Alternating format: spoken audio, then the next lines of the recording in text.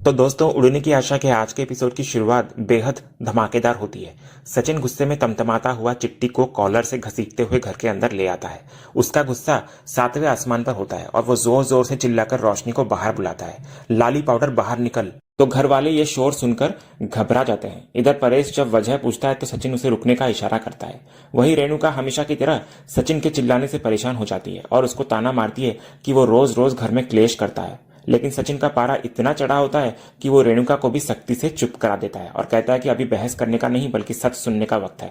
इसके बाद सचिन चिट्टी को आदेश देता है कि वो यहाँ तमाशा देखने नहीं आया है, तो उसे अपना मुंह खोलना होगा। तो सचिन के दबाव में चिट्टी घर वालों की तरफ देखता है और एक ऐसा सच बोलता है जो किसी धमाके से कम नहीं होता। वो सबकी गलतफहमी दूर करते हुए खुलासा करता है कि जिस लड़की को पूरा परिवार रोशनी के नाम से जानता है और मानता आ रहा है, उसका असली नाम रोशनी है ही नहीं, बल्कि उसका असली नाम कल्याणी है।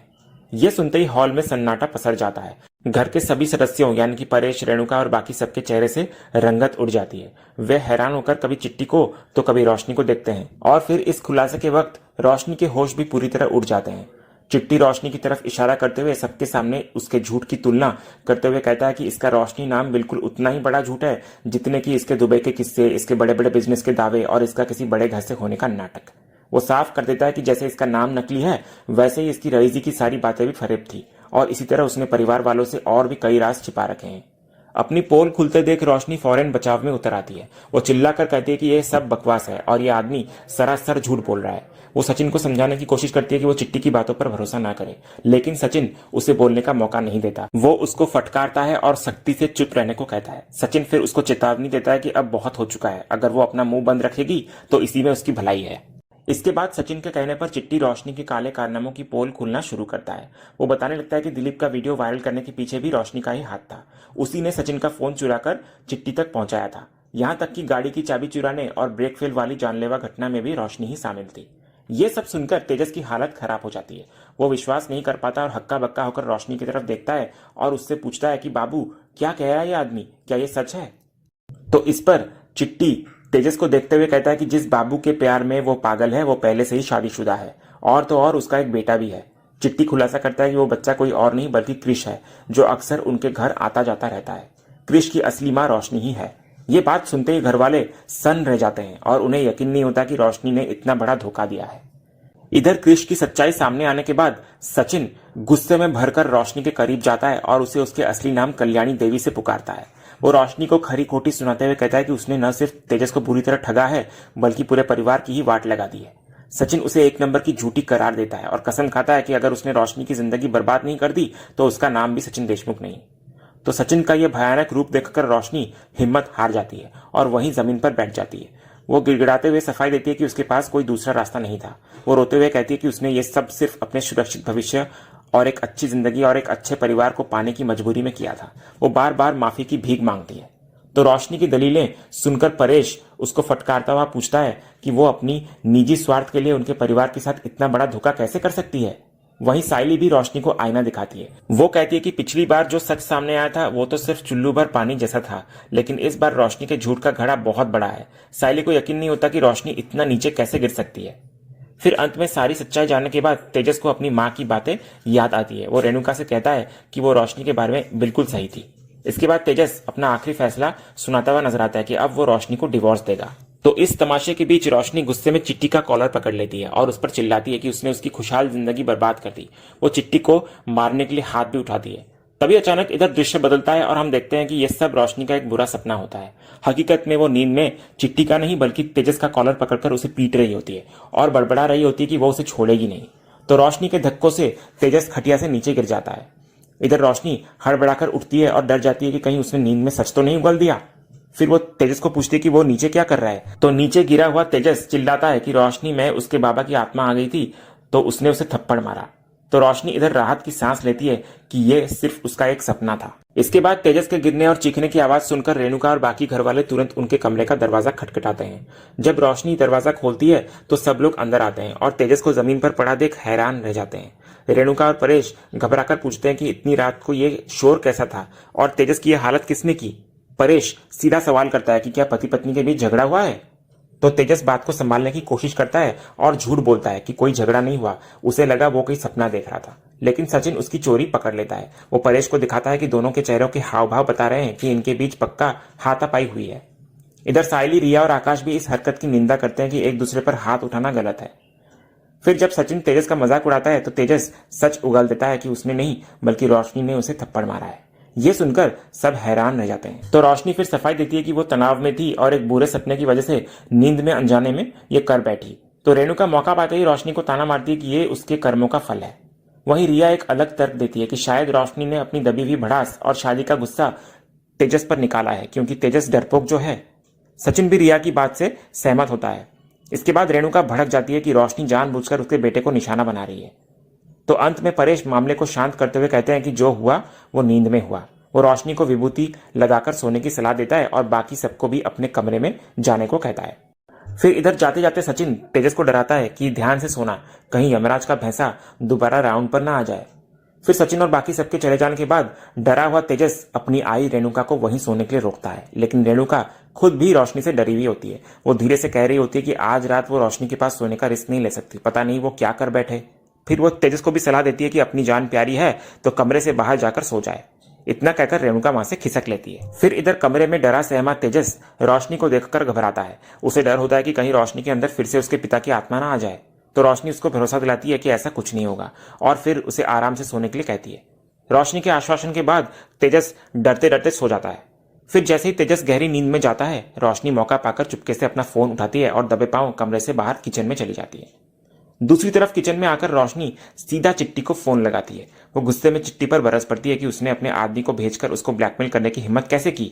रोशनी उसको चेतावनी देती है कि वे दोनों एक ही नाव में सवार हैं, तो अगर रोशनी डूबी तो वो चिट्टी को भी साथ लेकर डूबेगी। लेकिन शातिर चिट्टी इस धमकी से नहीं डरता। वो रोशनी को आईना दिखाता है कि अगर सच बाहर आया तो सबसे ज्यादा नुकसान और बदनामी रोशनी की ही होगी। ये सुनकर रोशनी ठंडी पड़ जाती है और अपनी हार को मान लेती है। चिट्टी फिर साफ शब्दों में उससे 10 लाख रुपए की मांग करता है, वरना वो उसके घर वालों को सब कुछ बताने की धमकी देता है। तो मजबूर रोशनी गिड़गिड़ाती है और चिट्टी से थोड़ा वक्त मांगती है। वो खुद को बचाने के लिए फिर एक खतरनाक योजना बनाती है। वो चिट्टी को बताती है कि घर में जूही की शादी की तैयारियां चल रही है और जल्द ही गहने खरीदे जाएंगे। इसके बाद रोशनी चिट्टी को सलाह देती है कि जब घर पर कोई नहीं होगा तब वो आकर उन गहनों को चोरी कर ले। जब चिट्टी पूछता है कि रोशनी खुद चोरी क्यों नहीं करती, तो वो तर्क देती है कि सचिन को उस पर शक है, इसलिए अगर कोई बाहरी आदमी चोरी करेगा तो ये डकैती लगेगी और वो बच जाएगी। फिर वो चिट्टी को सही समय पर बुलाने का वादा करती है। इधर रोशनी का प्लान सुनकर चिट्टी बेहद खुश होता हुआ नजर आता है। उसे महसूस होता है कि अब एक तीर से दो शिकार होंगे। पहला, उसे गहने और पैसे मिल जाएंगे। दूसरा, चोरी की वजह से जूही की शादी बर्बाद हो जाएगी, जिससे मजबूर होकर दिलीप हेल्प मांगने के लिए उसके पास ही आएगा। इस तरह वो अपना पुराना बदला भी पूरा कर सकेगा।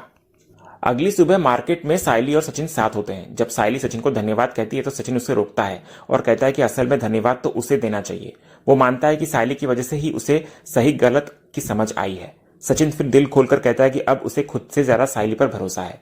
सचिन की ये बातें सुनकर सायली खामोश हो जाती है, क्योंकि उसके मन में छिपा हुआ सच उसे परेशान करने लगता है। इसके बाद सचिन नारियल पानी पीने की बात करता है। जब वो नारियल पानी लेने जाता है तो पीछे खड़ी सायली मनी मन बहुत दोषी महसूस करती है। वो सोचती है कि सचिन जैसे साफ दिल इंसान को अंधेरे में रखना गलत है और वो उसके साथ ऐसा नहीं कर सकती। इसके बाद दोनों एक ही नारियल पानी में 2 स्ट्रॉ डालकर पीते हैं, जहां उनके बीच एक रोमांटिक पल बनता है और दोनों की नजरें एक दूसरे से मिलती हुई नजर आती हैं। फिर बातों ही बातों में सायली पूछती है कि अगर उसने सचिन से कुछ छिपाया हो तो वो क्या करेगा। तो सचिन इसे कोरी कल्पना मानकर हंस देता है। वो सायली की तारीफ करते हुए कहता है कि जब से वो उसकी जिंदगी में आई है सब कुछ संवर गया है। वो सायली को अपने लिए जैकपॉट बताता हुआ नजर आता है और कहता है कि दुनिया में ऐसी पत्नी किसी को नहीं मिलती। वो इस बात की भी सराहना करता है कि सायली ने आकाश और रिया की शादी की तरह इस बार अपनी मर्जी नहीं चलाई, बल्कि सचिन की रजामंदी का मान रखा। तो सचिन का अटूट विश्वास देखकर सायली सच बताने की हिम्मत जुटाती है। वो कहती है कि उसने कुछ ऐसा किया है जिससे सचिन नाराज हो सकता है। तो सचिन हैरानी से पूछता है कि बात क्या है। तो ऐन मौके पर सायली की हिम्मत जवाब दे जाती है और वो असली बात को छिपा लेती है। वो झूठ बोल देती है कि उसने दिलीप से वादा कर दिया है कि सचिन जूही के संगीत में उसके साथ डांस करेगा। ये सुनकर सचिन मुस्कुरा देता है। वो कहता है कि सायली के भरोसे के बदले डांस तो क्या, वो बैंड बाजा वाला बनने को भी तैयार है। सचिन अपनी खुशी जाहिर करता है, जबकि सायली इधर खामोश होकर बस उसे देखती रह जाती है। दूसरी तरफ रोशनी अकेली घर पर एक नई साजिश बुन रही होती है। वो सोचती है कि चिट्टी को घर बुलाना तो तय है, लेकिन उसको अंदर कैसे लाया जाए। तो रोशनी फैसला करती है कि वो बीमार होने का नाटक करके घर पर ही रुक जाएगी। इससे कोई उस पर सवाल नहीं उठाएगा। उसका प्लान होता है कि जब घर का आखिरी सदस्य निकलने वाला होगा वो उससे पहले ही निकल जाएगी ताकि किसी को शक न हो और मौका पाकर चिट्टी घर में दाखिल हो सके। अगले सीन में सचिन सायली को शादी का वेन्यू बुक करने ले जाता है। सचिन का मानना होता है कि मुहूर्त तो मिल जाता है लेकिन अच्छा हॉल मिलना मुश्किल होता है। सायली बजट को लेकर चिंतित होती है लेकिन सचिन उसे समझाता है कि जूही अब उसकी भी छोटी बहन जैसी है, इसलिए शादी में कोई समझौता नहीं होगा। वो सायली को भरोसा दिलाता है कि असली नियत हो तो बप्पा भी साथ देते हैं और पैसों का इंतजाम हो जाएगा। दूसरी तरफ हॉल का मैनेजर उन्हें डेकोरेशन सेटअप और रेंट का कुल पैकेज 3 लाख रुपए बताता हुआ नजर आता है। ये सुनते ही सायली घबरा जाती है और धीरे से सचिन को कहती है कि यह उनके बजट से बाहर है, लेकिन सचिन को यह जगह जूही की शादी के लिए एकदम सही लगती है। वो सायली को भरोसा दिलाता है कि वो कोई समझौता नहीं करेगा और अभी बात करके मांडवली करवा देगा। फिर सचिन मैनेजर को अपनी परेशानी बताने लगता है कि उसकी इकलौती साली की शादी है और जेब थोड़ी तंग है। वो मैनेजर से बीच का रास्ता निकालने की विनती करता है ताकि दोनों का काम हो जाए। जब मैनेजर साफ मना कर देता है तो सचिन अपनी बाजी पलटता है। वो मैनेजर का ध्यान बाहर लगे हुए शानदार मंडप और डेकोरेशन की तरफ दिलाता है जो किसी और शादी के लिए लगा हुआ था। सचिन पूछता है कि क्या वे कल तक उस मंडप को हटाने वाले हैं, तो मैनेजर हामी भरता है लेकिन फिर पूछता है कि इसका बुकिंग से क्या लेने देना। तब सचिन अपना मास्टर प्लान बताने लगता है। वो प्रस्ताव रखता है कि मैनेजर उस डेकोरेशन को न हटाए क्योंकि वो सजावट बहुत अच्छी है, वे लोग उसी मंडप और डेकोरेशन में अपनी शादी का फंक्शन कर लेंगे। सचिन समझाता है कि इससे मैनेजर का डेकोरेशन हटाने और नया लगाने का खर्चा बच जाएगा और सचिन को वो डिस्काउंट मिल जाएगा जिसकी उसको जरूरत है। सचिन इसे एक तीर से 2 शिकार बताता है और मैनेजर से भावुक अपील करता है कि उसकी शाली की शादी के लिए वो मान जाए।